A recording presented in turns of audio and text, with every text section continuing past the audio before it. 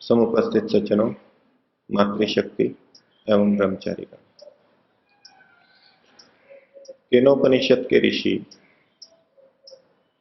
ब्रह्म के स्वरूप को ठीक प्रकार से बताने के लिए हमें उपदेश कर रहे हैं। परमात्मा के अनंत स्वरूप को अनेक तरीकों से बताते हुए उन्होंने कहा कि परमात्मा का सच्चा ज्ञान तो प्रतिबोध से प्राप्त होगा। अंतर्मुखी होके परमात्मा का जब चिंतन करेंगे, स्वयं के द्वारा जो चिंतन करेंगे और समाधि में जो प्रत्यक्ष करेंगे, तब परमात्मा का ठीक ठीक ज्ञान हो पाएगा। और इस प्रक्रिया के द्वारा, प्रतिबोध के द्वारा हम स्वयं बल को प्राप्त करेंगे। परमात्मा के द्वारा हमें बल प्राप्त होगा और वो ज्ञान रूपी बल हमें अमृतत्व की ओर ले जाएगा, मुक्ति की प्राप्ति कराएगा। और फिर इस विधि को बताने के बाद में उन्होंने हमें सावधान किया, ईश्वर की प्राप्ति इसी जन्म में हो जाए, ये तीव्रता त्वरा हमारे अंदर हो। इसके लिए उन्होंने कहा, इह चेत अवेदी अथ सत्यम अस्ति। अगर इस जीवन में परमात्मा को पा लिया तो ठीक है, नो चेत इह अवेदित महति विनष्टि। अगर इस जन्म में ईश्वर को नहीं पाया तो महान विनाश है। यद्यपि आत्मा नित्य है, नश्वर नहीं है, तो उस दृष्टि से उसका कोई नाश, उसका अभाव तो होने वाला नहीं है। लेकिन जो प्रसंग चल रहा है उसके अनुसार महति विनष्टि यही है कि आत्मा मुक्ति को न पाकर के इसी जन्म मरण के चक्कर में चलता रहेगा।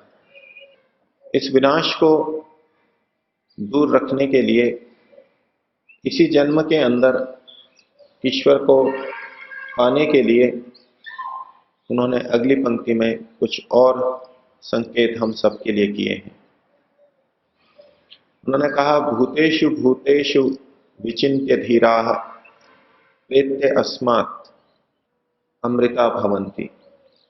ऊपर की जो बात है, पहली पंक्ति की जो बात है, वो बात हमारे को विभिन्न भूतों के अंदर देखने से निष्कर्ष रूप में निकालनी चाहिए। जब हमारे कर्म और संस्कार सदा हमारे साथ हैं, तो यदि हमने किसी कारणवश इस जन्म में मुक्ति को नहीं भी पाया, तो भी जो कर्म और संस्कार हैं वो तो हमारे साथ ही रहेंगे। ऋषि की ये दृष्टि है कि भले ही हमारे को हमारे कर्मों का और संस्कारों का फल, पुण्य फल भी महाविनाशी है, वो कोई लाभ की स्थिति नहीं है, क्योंकि इसके द्वारा भी हम जन्म मरण के चक्र के अंदर ही लगातार चल रहे हैं। पाप के फल भोगने की अपेक्षा तो ये अच्छा है कि हम उपयुक्त साधन पाते हैं और उपयुक्त परिस्थिति पाकर के और अच्छी साधना कर सकते हैं, मोक्ष मार्ग की तरफ बढ़ सकते हैं। लेकिन इन पुण्य फलों का आकर्षण इतना अधिक है, वो इतनी अच्छी अच्छी चीजें, इतने अच्छे साधन उसको प्राप्त होते हैं कि उनसे फिर बचकर के ऊपर निकलना आसान नहीं है। यदि हमारी दिशा मोक्ष की तरफ है, वैराग्य की तरफ है, तब तो ये साधन हमें मोक्ष की तरफ बढ़ाने वाले और हमारे लिए लाभकर हो सकते हैं। यदि दिशा मुक्ति की तरफ, वैराग्य की तरफ नहीं है, तो पुण्य से प्राप्त साधन हमको और अधिक रागी और अधिक भोगी बना देंगे और इस तरह से हम और अधिक जन्म जन्मांतर तक इसी प्रकार कष्टों को भोगते रहेंगे। ऋषि ने नीचे उपाय बताया, भूतेषु भूतेषु विचिन्त्य धीरा। जो धीर पुरुष हैं, धैर्य पूर्वक जो चलते हैं, जो विद्वान हैं और जो सहनशील हैं, वो भूतेषु भूतेषु विचिन्त्य, सब भूतों भूतों में सोच सोच करके, प्रतिबोध कर करके, भूत भूत के अंदर इस बात को सोचो, हर व्यक्ति के अंदर इस बात को देखो, उसके कर्मों को, उसके फलों को, सबको देखो। भूत का तात्पर्य भौतिक पदार्थ भी हैं, उनको भी हमें देखना होगा, भूत भूत को देखना होगा, प्रकृति की वस्तु वस्तु को हमें समझना होगा कि उसके पीछे ईश्वर की क्या शक्ति है, उसके पीछे ईश्वर की क्या व्यवस्था है, इन प्रयोजनों के लिए उसने इन सबको बनाया है।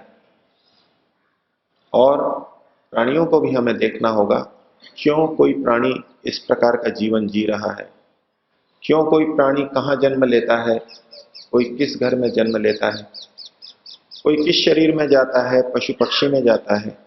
ये सब बहुत अधिक विचार के योग्य है।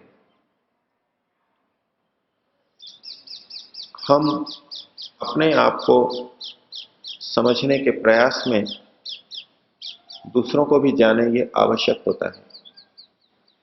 यदि हम केवल अपने को ही देखते रहे तो बहुत सारे अपने स्वभाव के पक्ष या अपने को ठीक तरह से देखना नहीं हो पाता। उसके लिए हमको दूसरों को भी देखना होता है। बहुत सी ऐसी परिस्थितियां होती हैं जहां हम स्वयं होते ही नहीं, इसलिए अपने को उससे संबंधित समझ नहीं पाते। लेकिन दूसरे के सामने वो परिस्थिति है तो दूसरे को देख करके भी हम समझ सकते हैं कि इन स्थितियों में कोई रागी मनुष्य क्या कर सकता है। मैं भी यदि रागी हूं तो मैं भी इन परिस्थितियों में क्या क्या कर सकता हूं। दूसरों को देख करके भी अपना बोध होता है।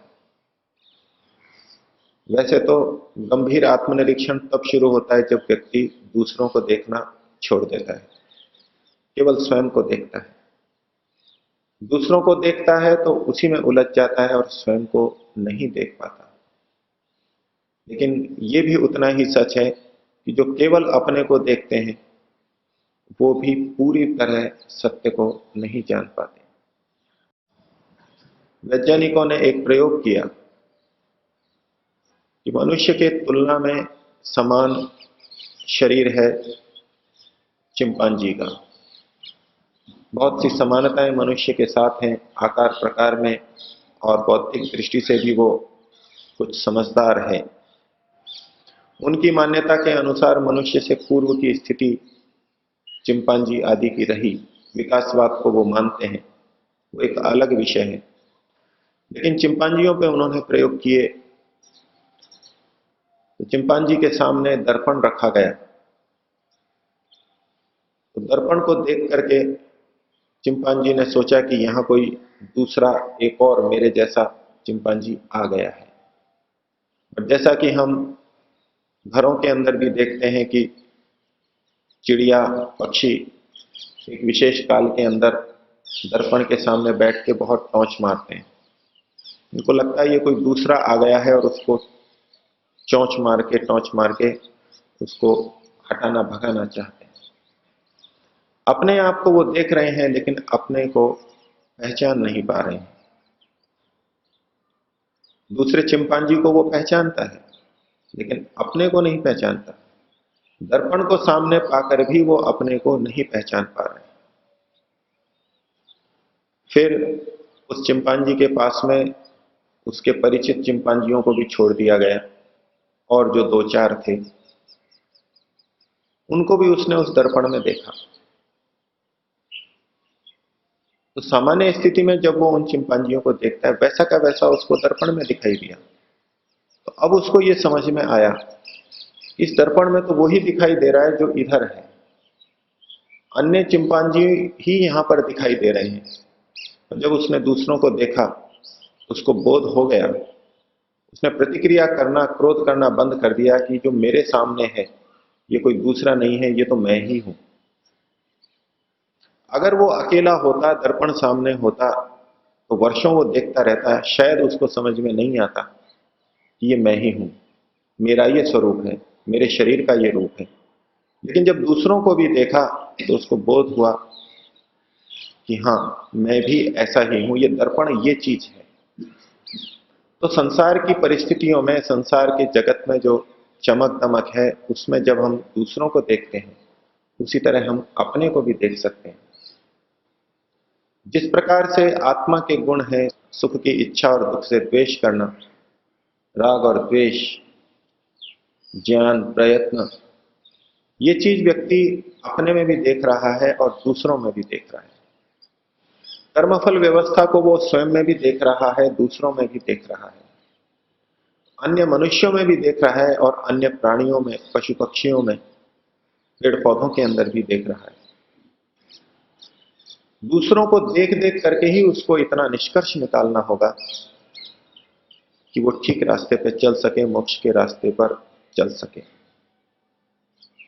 मान लीजिए हम सामान्यतया सब प्राणियों को देखते हैं, केवल इतना मान करके छोड़ दें कि ये भी चेतन है, ये भी कुछ सुख दुख की अनुभूति करते हैं, इनमें भी जीव है, इनको हमें कष्ट नहीं देना चाहिए, ये हमारे कर्तव्य तक तो ठीक है, इनका पालन पोषण हो, इनको कष्ट ना हो, इतने से हम केवल अच्छे कर्म करेंगे, उनको कष्ट नहीं देंगे। लेकिन जिस भूतेषु भूतेषु विचिंत्य की बात ऋषि कहना चाह रहे हैं, वहां वो व्यक्ति ये भी सोचेगा कि जब मैं भी जीव हूं, मैं सुख दुख को अनुभव करता हूं, ये भी सुख दुख को अनुभव करते हैं, तो ये वहां क्यों है और मैं यहां क्यों हूं। तो कर्मफल व्यवस्था पे जाएगा, कर्मों के फलों के कारण को वो ढूंढेगा। इतने तक भी हम देख लेते हैं कि इनके कर्म ऐसे थे इसलिए वहां थे, हमारे कर्म कुछ अच्छे थे, हम यहां हैं। लेकिन भूतेषु भूतेषु विचिंत्य करने वाला और आगे सोचेगा कि कभी मैं भी इसी तरह से इन योनियों के अंदर रहा होऊंगा, कभी ये लोग भी मनुष्य रहे होंगे, कभी मैं भी आगे चल करके इसी प्रकार फिर से विभिन्न शरीरों को धारण करूंगा। वो और ये सोचेगा कि मनुष्य यदि सर्वश्रेष्ठ है, मनुष्य वास्तव में सर्वश्रेष्ठ है, तो इनको मनुष्य बनने का अवसर कब आएगा। ये जो इतने सारे पक्षी हैं, इतने सारे कीट पतंग हैं, इतनी सारी मछलियां हैं, इतनी घास है, पौधे हैं, इनको मनुष्य जन्म का अवसर कब आएगा। मेरे को मनुष्य जन्म का अवसर मिला है। ये पंक्ति कितनी लंबी है। रेलवे स्टेशन पर पंक्ति लगती है या राशन के यहाँ केरोसिन के लिए पंक्ति लगती है, गैस सिलेंडर के लिए पंक्ति लगती है। कितनी लंबी पंक्ति है ये, कितनी संभावना है। भारत के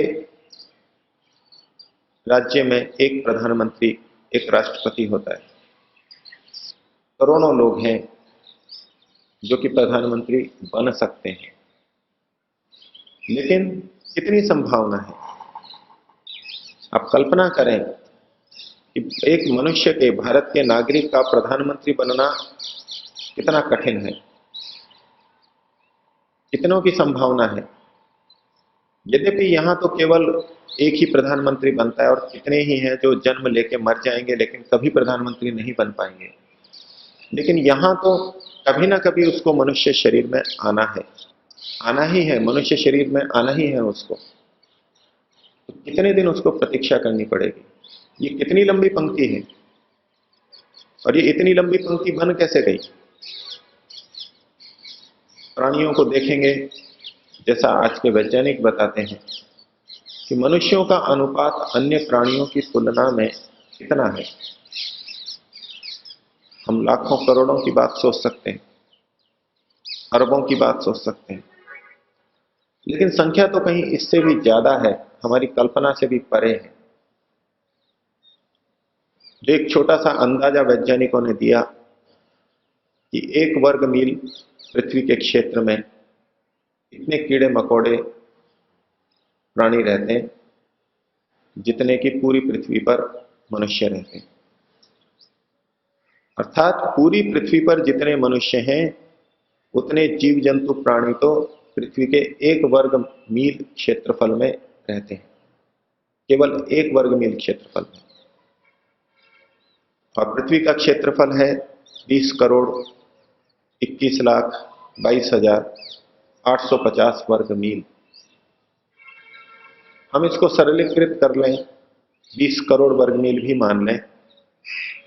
इसका मतलब है अन्य जो कीट पतंग हैं वो मनुष्य की अपेक्षा 20 करोड़ गुना अधिक है, 20 करोड़ गुना अधिक है।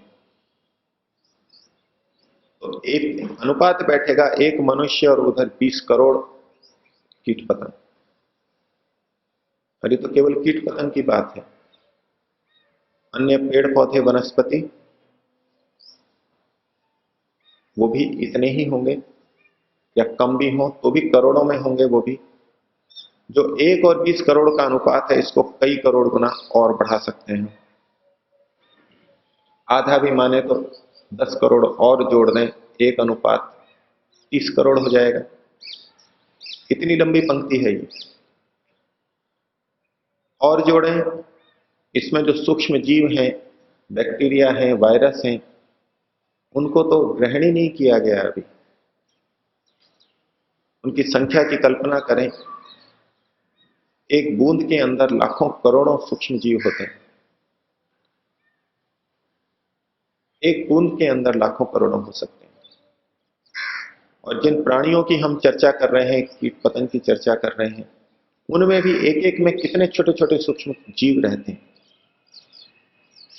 उनके मुख के अंदर, उनकी आंतों के अंदर, उनका जीव चलने के लिए भी, जीवन चलने के लिए भी और बहुत सारे सूक्ष्म कीट उनके अंदर रहते हैं।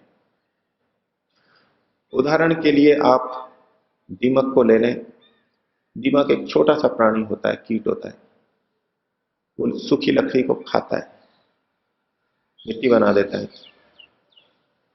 दीमक की स्वयं की सामर्थ्य नहीं है कि वो लकड़ी को पचा जाए, वो तो केवल कुतर करके अंदर लेता है। उसके मुख में, आमाशय में और सूक्ष्म कीट लाखों की संख्या में होते हैं जो कि उसको गलाते हैं, उसको पोषण के योग्य बनाते हैं। ईश्वर की व्यवस्था से हो रहा है ये सब। गाय चारा खाती है, उसके पेट में लाखों करोड़ों सूक्ष्म जीव होते हैं जो कि उस चारे को गलाते हैं एक आमाशय के अंदर। आप गणना करते जाइए, एक मनुष्य के पीछे कितने जीव वहां विद्यमान है। ये कितनी बड़ी पंक्ति है।